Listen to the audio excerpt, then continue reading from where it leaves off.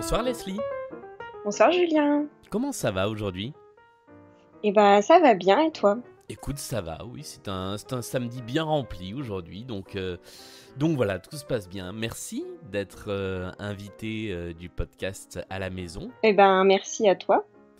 Et comme d'habitude, la petite tradition veut que l'invité du jour choisisse la chanson, le titre qu'il ou elle a envie d'écouter pour accompagner le début de l'entretien. Est-ce que tu sais déjà quel est ce titre? Du coup, on va mettre un truc un petit peu positif mais routinier. Est-ce que tu peux mettre Everyday de Buddy Holly? Eh bien, on va l'écouter pendant tout le début de cet entretien. Comment ça se passe pour toi, le confinement? Ça va. Moi, je fais partie des gens en fait qui ne télétravaillent pas vu que je fais un métier non télétravaillable parce que je suis costumière et intermittente du spectacle. Mhm. Du coup, ça ressemble à peu près à mes périodes de chômage entre deux contrats avec le fait de ne pas savoir quand est-ce que je vais retravailler. Donc, je suis un peu habituée, on va dire, à savoir comment organiser un temps sans travail. Après, il y a la différence d'être confiné chez soi et de ne pas pouvoir sortir, mais je suis à peu près habituée à ça comme mode de vie. Donc, ça va. Et du coup, comment est-ce que tu occupes tes journées? J'ai une routine plutôt préétablie qui peut varier d'un jour à l'autre, mais bon, généralement, je me réveille sans réveil vers 8h, 8h30. Ouais. Je check mes mails, tout ce qui est un peu réseaux sociaux, je petit déjeune. Je fais du sport, j'ai une routine aussi de sport tous les matins. Et puis après, disons que ma matinée est un peu détente. Je profite de ce temps libre pour jouer sur ma console Switch que j'avais pas tellement rentabilisée jusqu'ici. Ouais. Et puis voilà, comme beaucoup de gens, je suis sur une île déserte à parler à des petits ratons laveurs. Je vois pas du tout à quoi tu fais allusion. Non, non, c'est un jeu un peu de créateur indépendant, pas du tout connu. Et puis après le déjeuner, généralement l'après-midi, j'essaye de faire quelque chose d'un peu plus créatif. Je fais de la broderie, je dessine, je fais de la couture. J'ai fait aussi des masques de manière bénévole avec des matières fournies par mon dernier employeur en date, l'Opéra, et puis qui ont été livrées pour l'Armée du Salut, pour la Croix-Rouge, enfin voilà. Et puis le soir, c'est une soirée somme toute normale avec dîner, séries, films ou des apéros en Skype. Alors, Voilà. ce dont tu viens de parler, on en avait discuté à un moment pendant le confinement. C'est vrai que tu as participé à la fabrication de masques. Ça s'est mis en place comment, cette petite opération, entre guillemets, de solidarité? Alors en fait, on était plusieurs employés qui en avions discuté entre nous et les personnes qui sont du coup en CDI à l'Opéra, parce que c'est pas mon cas vu que je suis intermittente, avaient discuté avec la direction de mettre ça en place, si on pouvait venir sur place faire de la fabrication ou pas. Il a été avéré que pour les raisons de confinement, c'était pas possible en fait de faire venir les gens et la direction des costumes en fait a dit que certains employés allaient venir pour préparer des kits pour tous Mhm. ceux qui étaient volontaires. Et on a reçu en fait un mail de notre chef de service nous disant si vous êtes volontaire pour faire des masques, manifestez-vous et on vous livrera des kits et après on viendra chercher les produits finis quand ils seront terminés. Donc voilà, ça s'est repassé comme ça. Il y a dû y avoir, je pense, 6-7 personnes qui sont venues couper des métrages de tissu. Et au Ouais. total, je crois qu'on a fabriqué à peu près 2000 masques Ah sur ouais, tous quand les même. employés. Voilà. Et toi, par exemple, t'en as fabriqué combien sur combien de temps? Alors moi, j'ai reçu un kit pour en fabriquer une centaine. Donc moi, j'en ai fait, je crois, 108 en 6 jours. Voilà. D'accord. Ah oui, donc c'est quand même une grosse quantité, ouais. Oui, ouais, c'était des quantités assez importantes. Pour l'instant, il n'y a pas eu de réapprovisionnement de prévu, mais on verra si les mesures de porter des masques deviennent obligatoires. Peut-être que l'opéra, vu que la saison reprendra sans doute pas, peut-être qu'on va être amené à faire de la fabrication de masques jusqu'à la fin de l'année. Je ne sais pas. Ouais, c'est une reconversion comme une autre, disons. Ouais. C'est dans les possibilités, peut-être. Voilà. Tu as une idée justement de l'après dans ce monde du spectacle, des intermittents, de comment ça va. Alors peut-être pas comment ça va se passer, mais en tout cas comment l'appréhender, vu que on sait d'ores et déjà que au moment du déconfinement, a priori le 11 mai, ce sera pas encore la réouverture des théâtres, des opéras, des lieux de spectacle. Moi, j'avoue que c'est un peu ce qui me fait peur parce que bah, comme nous, en fait, on est payé en fonction du nombre d'heures qu'on fait par an. Là, je pense qu'il va y avoir une grosse période de creux pour tous les gens qui travaillent dans le milieu du spectacle et je sais pas s'ils vont commencer à réouvrir les petites salles, s'il va y avoir à nouveau cette histoire de s'il y a 100 personnes, c'est bon pour jouer un spectacle, ou si ça va vraiment être tout qui est fermé jusqu'à peut-être le mois de septembre, parce que là, les saisons de la plupart des théâtres se terminent en juin, les festivals de cet été sont annulés. Je crois que le festival d'Avignon est annulé. Oui, aussi, ouais.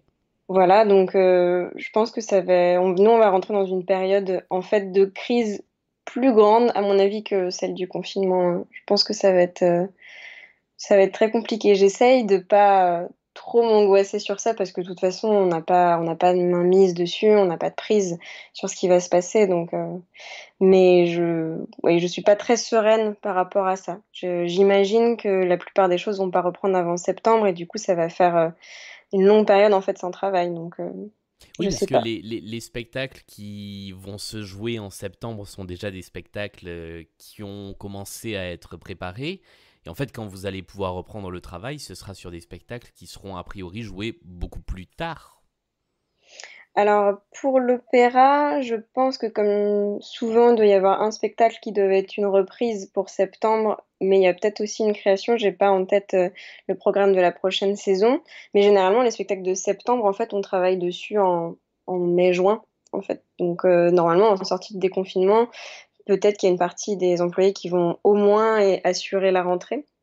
Mais je Mhm. sais pas s'ils emploieront des intermittents, peut-être pour éviter qu'il y ait de trop nombreuses personnes. Déjà, avec les grèves, l'opéra avait annulé une partie de ses créations et avait remplacé par des reprises pour la saison prochaine. Donc là, je sais pas s'ils vont changer la programmation ou pas. Je pense que c'est compliqué vu qu'il y a déjà des abonnements. Ouais. Mais oui, effectivement, sinon on reprend le travail en septembre, ça sera pour des spectacles plutôt de octobre à décembre. Ouais, effectivement, ouais. Alors, en dehors du travail, et pour parler de choses un peu plus positives, tu disais tout à l'heure que tu avais une routine sport, que tu t'étais mise à rentabiliser ta console de jeu. Il y a des choses qui, pour toi, comme ça, ont changé par rapport au reste du temps et qui vont peut-être rester après la fin du confinement? Alors la routine de sport, c'est quelque chose que j'avais mis en place l'année dernière, que je faisais tous les matins au réveil, je faisais 15 minutes de sport. Ah d'accord, c'est pas nouveau là. Ben, disons que je l'avais arrêté parce que j'allais quand même assez à la salle de sport pendant la semaine, puis j'avais aussi des cours de danse, mais du coup, j'avais plus cette routine journalière et quotidienne.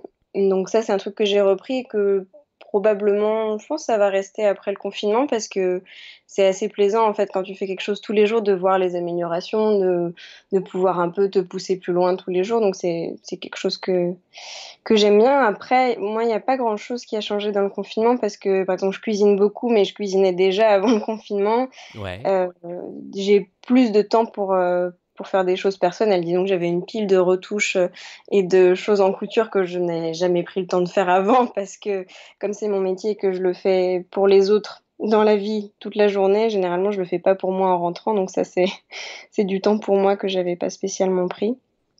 Après, non, pas spécialement de choses différentes. D'accord, oui, tu avais déjà un rythme et des routines et des choses qui faisaient que finalement, alors sans dire tu t'en sors bien, mais en tout cas, tu n'as pas eu à révolutionner ta façon de vivre en raison du confinement. Non, pas vraiment. Bon, là, ça faisait un moment que j'en avais pas eu, mais ça m'est déjà arrivé d'avoir des périodes de 1 ou 2 mois sans travail et où alors, la différence, c'est que je postule à des choses tous les jours pour essayer de trouver du travail, mais où je sais pas combien de temps la période va durer et donc j'ai plus ou moins l'habitude d'une vie d'intérieur que je remplis avec des activités comme ça, en fait, un peu comme Ouais. le confinement. Donc, moi, c'est pas quelque chose, c'est pas cette partie-là qui a bouleversé mon quotidien. Dernière question, puisqu'on arrive au bout de cet entretien. Ton conseil, ta recommandation de choses à faire. Alors comme d'habitude, je dis ça peut être aussi bien un conseil de quelque chose à regarder, à écouter. Animal Crossing n'est pas validé parce que ça fait 20 fois qu'on l'a en recommandation. Ou de choses à faire, à créer, à imaginer pendant le confinement. Alors, j'ai deux petites choses, très rapidement. qui n'ont rien à voir. Alors, il y a le très bon podcast Discorama, donc, qui est très bien écouté, mais qui, depuis le début du confinement, font tous les samedis soirs, exceptionnellement cette semaine, c'est dimanche soir, un live stream où ils nous montrent en fait des archives INA, des documentaires un peu drôles. Il y a eu Didier Super en Inde la semaine dernière, des choses comme ça un peu drôles et où on peut discuter avec eux et réagir en fait pendant le live. Donc c'est quelque chose d'assez sympa et c'est un truc qu'ils vont peut-être garder après le confinement. Ah, Donc je ça savais c'est pas ça. Ouais. voilà, ça c'est pour du une fois par semaine. Et sinon, il y a les éditions du Trésor, qui est un éditeur de livres, d'enquêtes, d'énigmes et tout ça, qui ont mis gratuitement les PDF de toutes leurs anciennes chasses au trésor sur leur site, avec donc plein d'énigmes, de jeux, de lettres, de chiffres, qui sont disponibles en téléchargement en PDF sur les ordinateurs. Donc voilà, Très bien. pour recruter. Alors, je vais rajouter une couche, moi, sur Discorama. Je vous invite tout particulièrement à écouter les 2 derniers épisodes.